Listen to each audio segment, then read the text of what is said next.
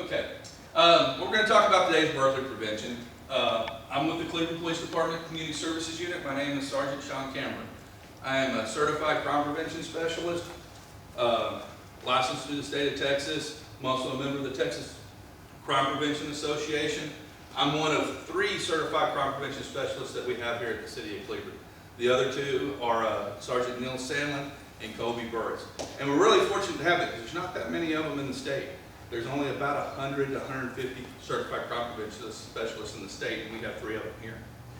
So, with that, what does a criminal need to make his crime successful? There are 3 things that a criminal needs to make his crime successful. Desire, he's got to have the desire to commit the crime. The ability, they have to have the ability to commit the crime. And the last thing is the opportunity. And what we call that is a crime triangle. And what we're trying to do is if we can remove one of these 3, one of those 3 points, then the triangle will collapse and you won't have a crime. Now, as a police department or a crime prevention unit, we're trying to focus on one of those areas because we don't really have a whole lot of effect on desire. I can't control somebody's desire to commit a crime, nor can I control their ability to commit a crime. But what I can affect is their opportunity. So the Community Services Unit of the Cleveland Police Department, we focus on removing the opportunity for the criminals to be successful by educating the public on practicing crime prevention. Hence why we're here tonight, is to try to educate y'all on doing some crime prevention that can help you eliminate the opportunities to be a victim. So we're going to talk about some residential safety. We're going to talk about your doors on your home, your sliding doors, the garage doors, your windows, alarm systems. Wow, that one just skipped right over. Security lighting. We're going to talk a little bit about crime prevention through environmental design. We're also going to talk about home security surveys and the neighborhood watch program. So hopefully, by the time you get done, you're going to have a little bit of knowledge on what you might be able to take home and address at home if you see some of these issues. First thing we're going to talk about are doors. The doors are usually the burglar's first choice of home entry into your home. A lot of residents leave their doors unlocked. I hear that often here because it's Cleveland. Cleveland's small. We have a small town. Not a lot of crime happens here, and unfortunately, that's not true. Yes, Cleveland is small, but we do have crime. Burglary and theft are number 1 and number 2 crimes that happen here in the city of Cleveland. Most burglars are going to gain entry by either kicking the door, or as you can see on this door up here, if I can find the point. Oh, right there. As you can see right here, this door here has glass in it. Most of the time they're either going to kick the door, or they're going to break the glass and just reach in and unlatch it. Exterior doors on your home, and this is all exterior doors, should be either metal or have a solid wood core that is a minimum of 2 3/4 inches thick. A lot of times what you'll see is garage doors, those little access doors off to the side of your garage. A lot of the time those things are not solid core wood doors. They're usually hollow core, and they're easy to break in because you can just break right through them. So we recommend that you always have your all exterior doors either need to be metal or solid wood core with that kind of thing, with a 2 3/4 inch thickness. Every exterior door should have a deadbolt on it. And obviously, you see what everybody knows what a deadbolt is, right? If your deadbolt is within, or if your locks are within 40 inches of glass, which a lot of people's are, a lot of people have doors where you can just break through the glass and just reach in and touch it. It needs to be at least 40 inches away, and if it's not, then you need to have a double cylinder deadbolt lock, which basically has keys for both sides. And then a lot of people don't leave the keys in it either, because they'll leave the keys on the inside. So it's important to make sure that if you do have glass within 40 inches of your door locks, that they're a double cylinder deadbolt lock. Strike plates. Doors need to have security strike plates with at least 6 3.5 inch long screws. Most of the time what we see when we come out on homes or look at homes, you have this is what your strike plate, this is your strike plate on your door, and those are the screws that are holding it. This is what we recommend with the length of a screw. And the reason why, and I'm going to show you here in just a second. Hang on. See, this is a new program, sorry. We'll talk about keys in a second. I'll go back to your door view. I'm going to skip ahead. The reason is we want those screws to reach into the framing of the house and secure that. This part right here is an easy thing to break, and if your screws only basically get into about right here, it's easy to break in. That's the reason why we recommend that heavy strike plate, and then the screws that can reach all the way into your jamb and into your framing of your home, because that's going to strengthen that door. Of course, it's not necessarily the door that gets strengthened, because as you can see, your door can break too. And I'm going to show you some pictures here in just a second of just that. But what we recommend is purchasing a cylinder door guard that can kind of reinforce that door, because if you buy the 3.5-inch screws, you can secure your door frame, but your door may give out before your door frame does. So it's always good to reinforce your door frame if you can. Hence, here's a picture of where the lock's been defeated, where the door's broke. This one here, you can see where the jamb was busted, and even the door itself got broke, because that's probably a metal door that just the guy kicked it right and was able to peel that wood back with it that's within the door. And then this one here, that one there, the door jamb, they just wasn't holding anything in. Basically, it was the sheetrock that was holding that door apart. So that's what we're trying to avoid. We want to make sure that we get those screws all the way into that framing. Also on your doors, make sure that if you move into a new home, and I don't know, make sure that you're getting your house rekeyed. Because you don't know who has keys to your house if you're moving into a house. Even a brand new home, I would recommend that you get it rekeyed, because you don't know how many times they may have passed it out to one of the crews that are working on it and doing your contractor or something like that. Never leave a spare or hidden key outside. My wife does it, and it drives me nuts, but I've devised a pretty good little hideaway thing that it's very difficult to find. So if you do it, make sure you've got something that's really secure, that you can really hide it really well, and then whoever you're allowing to know it, make sure you trust them explicitly. Door viewers. Every door, and particularly your exterior doors on your front door, should have a door viewer so you can see outside to see who it is if you don't have glass. If you've got windows next to your door, you don't have to worry about it. You can be able to see out the window good. But if you don't want people to see that you're looking at them, that door viewer is the best thing. It needs to be a wide angle view of 180 degrees. Sliding glass doors. Secure doors so that they cannot be lifted on the out of the track from the outside. Does anybody have a sliding glass door in here? Typically, you can pull it up and pick it up and lift it right off the lock. What we recommend is that you install a panhead screw in the upper track. Typically, it'll be up at the very front. And a panhead screw, this is a flathead screw. You screw it up at the top, but you need to make sure that it doesn't extend down where it impedes the movement of the door, but it keeps them from being able to lift it. And it's a really simple piece to do. Just get a drill and just drill a little hole into there and put you a self-threading screw in there and just kind of set it at whatever height you need it, and it'll prevent that from happening where they can't lift that lock off. Real simple thing, easy to do, doesn't cost a lot of money. The other thing we recommend is securing it with either a broomstick or a wooden dowel. You can go out and buy you an expensive Charlie bar like this.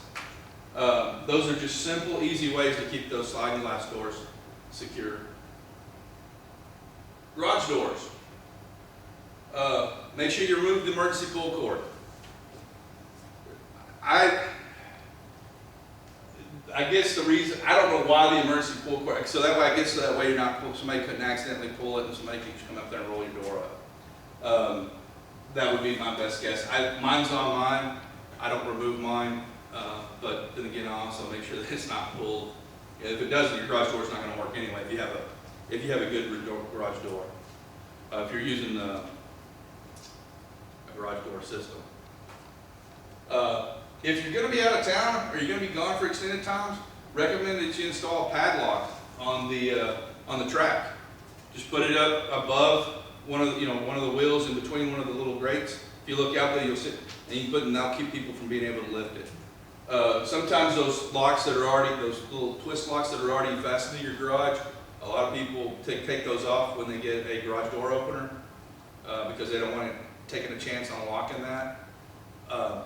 So a padlock's a good alternative to that. If not, if you still have it, that's always a good alternative to use, but it can be defeated. Padlock's really hard to defeat from the outside because you can only get to it from the inside. Never leave your garage door remote in plain view. If you do, some people will steal them and they'll come back and break into your house using your own garage door opener. Always keep your garage door closed at night or when you're not actually in view of the garage. I don't know how many times when I've been on patrol where I've driven around at night and I see people with their garage doors open in the middle of the night. I mean, I was driving one night and actually woke a guy up because I could see a lot of stuff that would be easy to steal, easy to pawn, and I just went and woke him up and had him come out and close it. I mean, unfortunately, he wasn't too angry with me because it wasn't 3 o'clock in the morning, but I didn't want him to be a victim. But you'd be surprised how many people leave their garage door open. And the best thing to do is close it. Particularly, like I said, a lot of people will open it during the day because they may be out working in the yard. Problem is, if you're working in the yard, you're not paying attention to your garage. And if you have valuables in there, golf clubs, fishing equipment, thieves will come in and steal it. That's opportunity. Windows. We've got several styles of windows. You have double hung windows, which are mostly, what you mostly see on most houses. You also have sliding windows. We have casement windows, and then we have hopper or awning style windows. The hopper windows are the ones that pull into the house, the awning pulls out, or actually pushes out. I guess a better way to put that. All these windows in and of themselves are burglars love windows. And the 3 reasons why they like windows is because they're made of glass for one thing, and glass is easy to break. They're generally easy to unclasp and bypass the clasp, and they're often situated in areas that provide cover or concealment. Because a lot of times your windows are on the sides of your house. Your front windows are typically the ones that are probably the most secure. It's the ones on your side and the back are the ones that are most vulnerable. Ways to secure your windows. One thing that I would highly recommend of everybody is safety glazing film. You can see this gentleman here using a crowbar to try to break a window that's got safety glazing. Now, is it going to prevent anybody from actually getting in? If they want in, they're going to get in. But it does slow them down and slows them down tremendously. That kind of comes back to one of the 4 Ds of crime prevention. When we're talking about crime prevention, we're trying to deter criminal attacks, we're trying to detect an attack, delay the attack, and then deny access. This is a good way of not only delaying the attack, but also denying access. Security film is pretty cheap, it's easy to install. You can even find some companies that will come out and do it for you, and it's pretty reasonable. The film is, you can get film that's tinted, that can help you with some electricity costs and cooling, but also, you can get clear film, and nobody won't be able to tell the difference. Home Depot? Home Depot will have it, Lowe's. Like I said, there's glass companies in town that will install it for you. I think a picture of that's like a 3M glazing tape. I tried to take the logos off of everything, so we're not recommending one thing over another. The other thing is security bars. To me, security bars obviously are not attractive, and that would not be what I would recommend. But depends on the area you live in and the situation you have, and so everybody has to. But security bars are also an alternative. Securing your windows. Thumb screw locks. These are the easiest thing in the world to do. And I don't know if you have them on your windows, but I would recommend that you purchase them. Particularly if you like to have, springtime, if you like to keep your windows open, you can set those thumb screws at a different angle on your window, where your window can only be lifted so far, and so that way you can leave it open for the air, and they can't be broken into.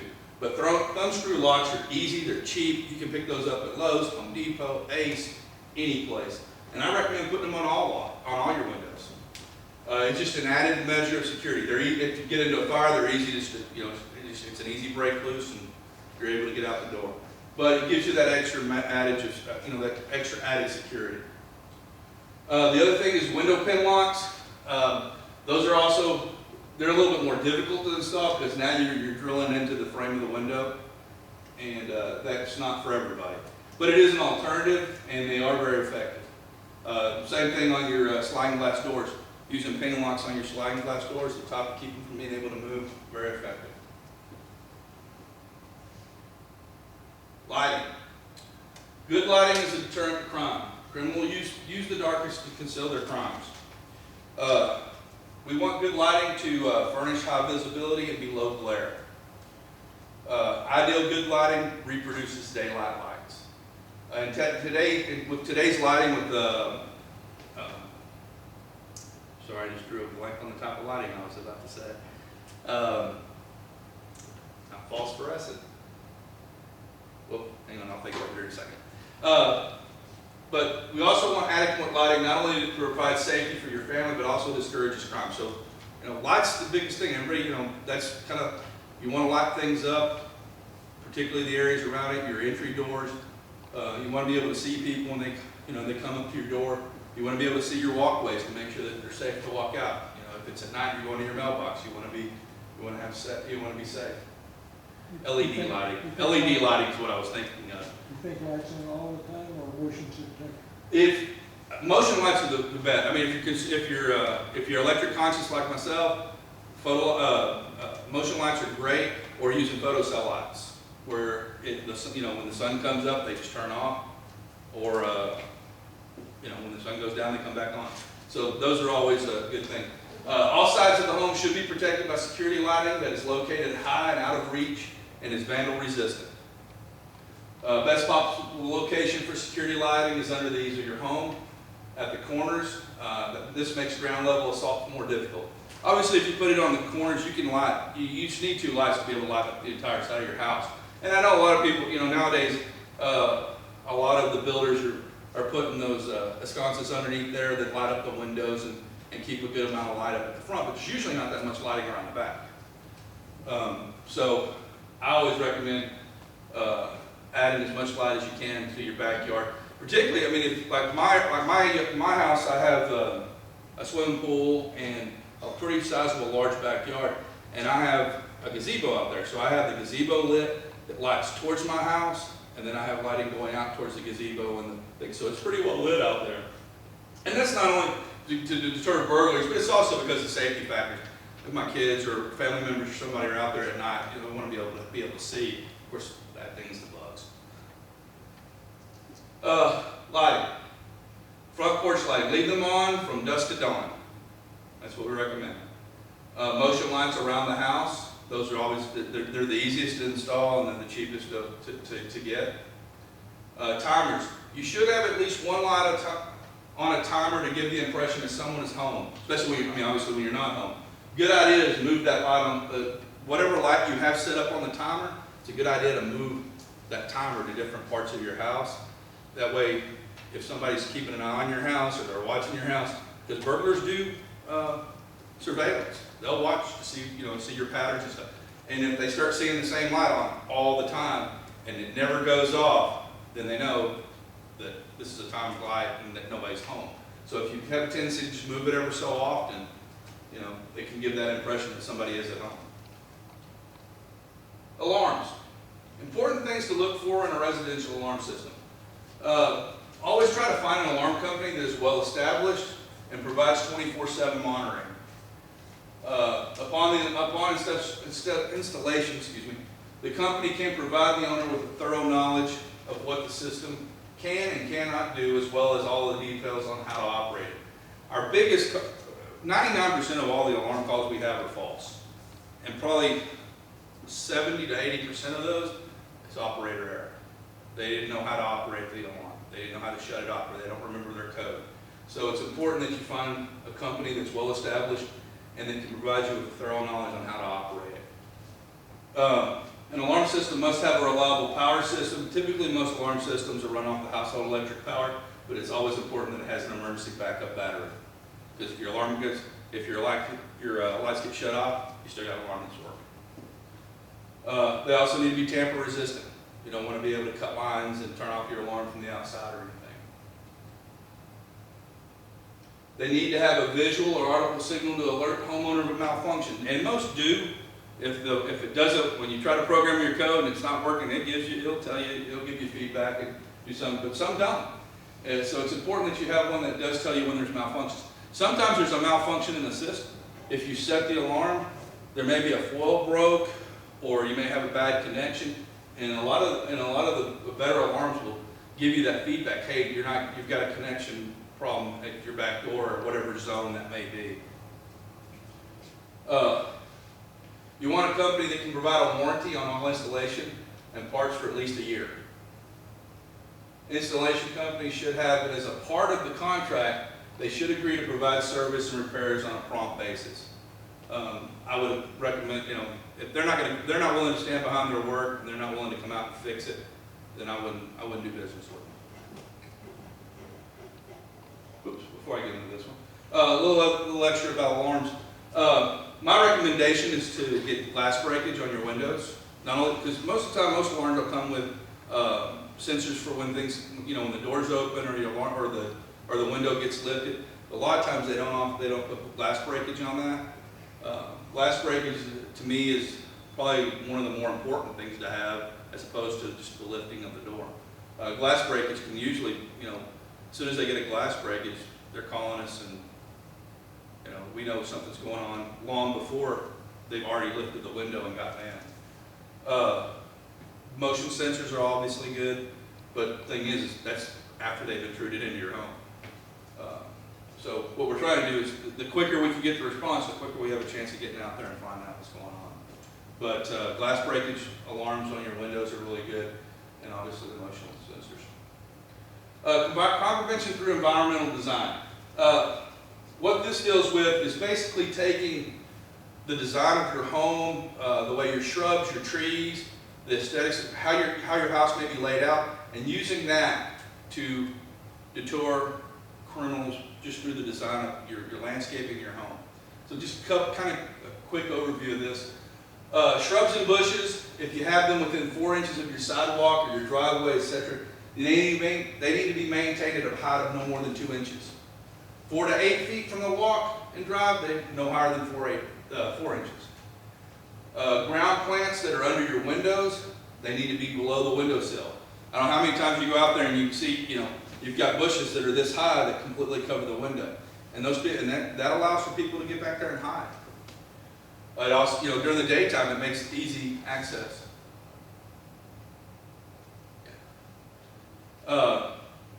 Also, thorny plants. Everybody, I don't know how many people plant those little thorny I've got some at my house that are around my window. And I don't even know what kind of bushes they're called. I'm sorry? Probably the power cactus. Red berries on it? Yes. Yeah. Pyracantha. Power what? Pyracantha. Pyracantha plants. Yeah, those things are a little, that's uncomfortable to walk behind. So it's always a good idea to use those type of plants around your windows and along your fences so people won't try to gain access through that, and just kind of detours that a little bit. Doesn't mean that they're not going to get around it, but it does make it a little bit more uncomfortable for them. If you've got trees in your front yard or even in your backyard, they need to be trimmed so that the lower branches are more than 6 feet off the ground. Particularly in the front of your home, if we're driving, the officers are driving by your house, they can't use those low-hanging trees to hide behind. They're not. We're going to be able to see them, and it'll give us a clear view of your house all the way up to the front. That's just kind of a little bit about what environment, how you can use your surroundings and your environment to design those kind of things. And there's a whole lot more that goes past that. Burglars look for homes that have few or no obstacles. Fences can conceal burglaries, but they can also prevent them from making quick exits or taking large items. A lot of times, if they break into your house to the backyard, everybody's got their privacy fences. It's hard to see those guys, but it does slow them down and makes it a little bit more difficult. Main thing is keeping your gates locked. Don't make it easy for them. Don't give them easy access in and out. Be able to go. They're going to carry your big 65-inch TV off. Make them work for it, because that's the chances they're going to get caught. It slows them down. Hence goes back to that delay. We're trying to delay them and slow them down because you never know who's maybe called something in or reported. It gives us a chance to get them and catch them. Make sure this one is really important. This is a problem that we have here all the time. Make sure your house and street numbers are easily visible from the street. That can save critical time for first responders. Particularly, let's say if somebody's hurt at home. A lot of times we come up there and particularly at night, we can't see the house numbers because they're obscured or they're using black numbers on a dark-faced, darkly painted house that just kind of blends in. Real simple things, just to buy some stencils and go out and paint on the front edge of your sidewalk if you have one. And that way we can, that makes it easy to see. Also putting them on your mailboxes, using reflective tape if possible on your mailboxes, that can help us find it a lot quicker. So it's important to make sure that your house numbers are easily readable. Another project we have is Operation Identification. Now this is a program that is deterrent to the theft of property. What it does is it helps us increase the possibility of recovering stolen property. How Operation Identification works is that we identify values by permanently marking them with your driver's license and state. Do not use your social security number. The reason why we say use your driver's license number and state is because your driver's license number is specific to you. You're the only one with your driver's license number. A lot of times we'll get people that'll just put their driver's license number on there, and they won't put the state. And so we can run a driver's license number, but maybe you lived in Louisiana, or the property may have been stolen from Louisiana. Or let's say your property gets transferred to Arizona. They can run the driver's license number, but if they don't know what the state is, they're not going to get anything back. It's not going to work in their system for their state. So it's always important to put your driver's license number and a little TX at the end of it. You can mark your tools, fishing rods, guns. I wouldn't necessarily mark them on obviously the bluing of the gun, but maybe somewhere on stock, underneath the butt plate or someplace that's that's easily concealed and doesn't damage the value of the gun.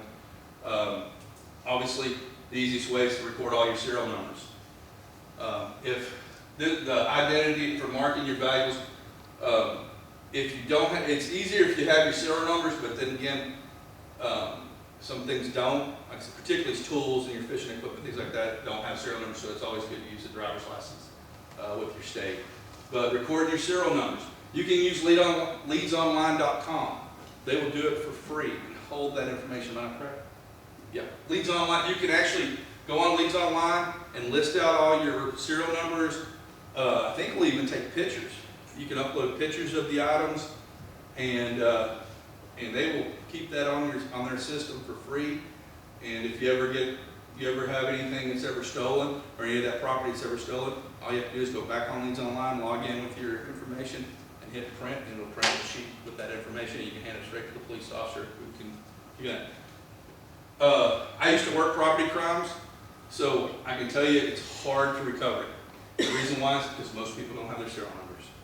I can go on Leads. Most of the pawn shops in Cambron use Leads Online, so whenever they take in property, it gets entered automatically in there, and we can do searches through that. But 9 times out of 10, we don't get serial numbers for our stolen property, so we're just not, it's just hard to locate that stuff. If you record those serial numbers, your chances of getting that property back, it just multiplies by 1,000-fold. If you've got any rings, antiques, or just valuables that are just unique, photograph. A lot of times, because rings don't have serial numbers, obviously, and a lot of times, hey, I had this expensive diamond ring that was 18 karat gold, 24 karat diamond on the top, which is a huge diamond. But I could be looking at 3 or 4 of those and wouldn't know the difference. Like I said, the only way I'm going to know is if I have an actual picture of yours and I can see it and say, yes, that is it. It's exactly, it matches. A lot of times that we get stolen jewelry, that is the most difficult stuff to recover. It's very rare we ever recover any things because we don't have anything to match it, and we can't prove what the pawn shop has is exactly what was stolen. It's very difficult. Home security surveys. The police department provides free in-home security checks to make recommendations on way to make your home more secure. So all that stuff I just got through talking about, If you're still not sure about what to do or how to do it, or you don't understand it and you think you need more information, call us. We'll come out and do a check for your house for free. We do security surveys are about appointment based and can be scheduled Monday through Friday. We can even do some of those on the weekends if one of the officers that's certified, which is either myself or Sandlin or Burris, are here. Typically it'll be Sandlin because he's the only one that's on patrol. Myself and Officer Burris, Detective Burris, we work Monday through Friday. But we can schedule appointments through Monday on Friday. To schedule an appointment, contact Community Services Unit. This one's my number at 817-556-8814, or this is my partner's number, which is Corporal Brian Proctor. His phone number is 817-556-8815. If you can't reach me, you can call him and he'll get you the message, or he'll get it to Officer Sandlin or Detective Burris. You can also go to clevelandpolice.org, and there's a crime prevention page there that has Detective Burris and Sergeant Sandlin's phone numbers on there, and you can call them direct. But like I said, we can do that for you for free. And right now, the Texas Crime Prevention Association is working with the legislature to bring back the 10% reduction in your insurance cost if you do one of these surveys. They did it for a long time, and the insurance companies have kind of gone away from it. And right now, the Texas Crime Prevention Association is trying to introduce new legislations to bring that back. I don't know how they're going on that. I have a conference next week, so hopefully I'll get to find that out. We also do Neighborhood Watch.